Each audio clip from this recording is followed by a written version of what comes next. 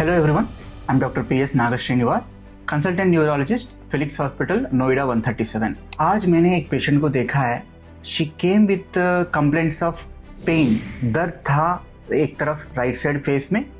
वो पेन ऐसा था, एक शूटिंग पेन, एक पियर्सिंग पेन जैसा था, करंट शॉक जैसा लग रहा था। ये पेन शुरुआत में हफ्ते में 1-2 दफ़ा आ रहा था।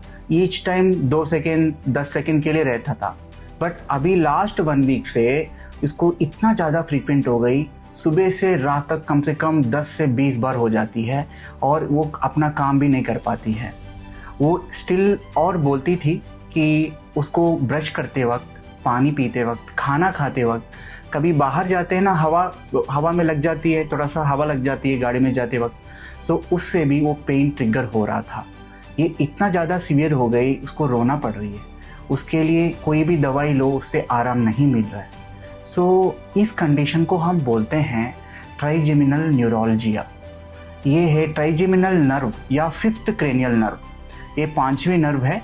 ये नर्व ब्रेन से आती है, हमारा फेस को सप्लाई करती है, दांत को भी सप्लाई करती है, और इसका 3 ब्रांच होता है। एक ऊपर जिसको ऑप्थाल्मिक ब्रांच, एक मिडिल वाला मैक्सिलरी ब्रांच, एक नीचे वाला, इसको मैंडिबुलरी ब्रांच बोलते हैं।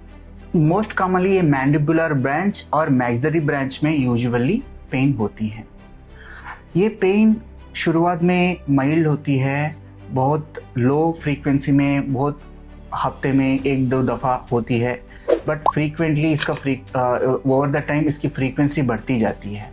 वो कहीं बार इतना ज़्यादा पेनफुल होती है कि पेशेंट कोई भी काम नहीं कर सकता है, और इतना लंबी बीमारी है कि कई बार सालों के साल पेशेंट को सफ़र करना पड़ता है।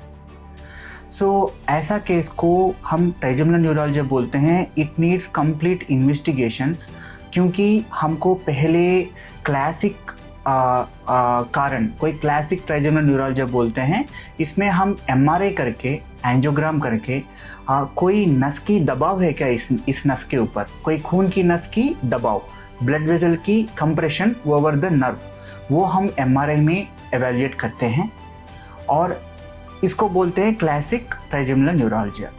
दूसरा वेराइटीज़ है कि कोई सेकेंडरी काज, मतलब कोई दूसरी कारण है, जैसे मल्टीपल स्क्लेरोसिस, और कोई ट्यूमर, कोई फोड़ा की वजह से दबाव है नस के ऊपर, सो वो भी हम चेक करते हैं।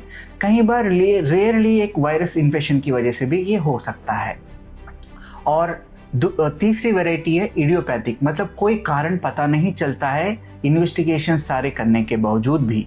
सो ऐसा सिचुएशंस को हम इडियोपैथिक ट्राइजेमिनल न्यूरोलजिया बोलते हैं। सो ये कंडीशन बहुत इरिटेबल होती है, क्रॉनिक होती है, कई बार सालों के साल पेशेंट को सताती है। ऐसा सिचुएशन में हम कंप्लीट इन्वेस्टिगेशंस करके अच्छा ट्रीटमेंट लेने से क्वालिटी ऑफ लाइफ इम्प्रूव हो सकती है।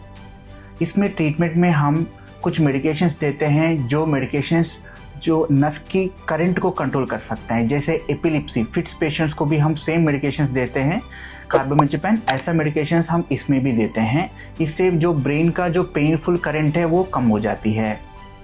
ध्यान रखिएगा, कुछ बीमारियां ऐसा होता है वो हमारा पूरा लाइफ, हमारा क्वालिटी ऑफ लाइफ को ख़राब कर सकता है।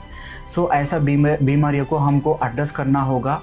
ऐसा बीमारियों को हमको जल्दी से जल्दी डायग्नोस करके ट्रीट करने से क्वालिटी ऑफ लाइफ इम्प्रूव कर सकते हैं। Thank you. हेल्थ से जुड़ी ऐसी कई और जानकारी के लिए फेलिक्स हॉस्पिटल के YouTube चैनल को सब्सक्राइब करें और अपने सवाल कमेंट बॉक्स के जरिए हम तक पहुंचाएं, और डॉक्टर की अपॉइंटमेंट के लिए दिए गए नंबर 9810455953 पर संपर्क करें।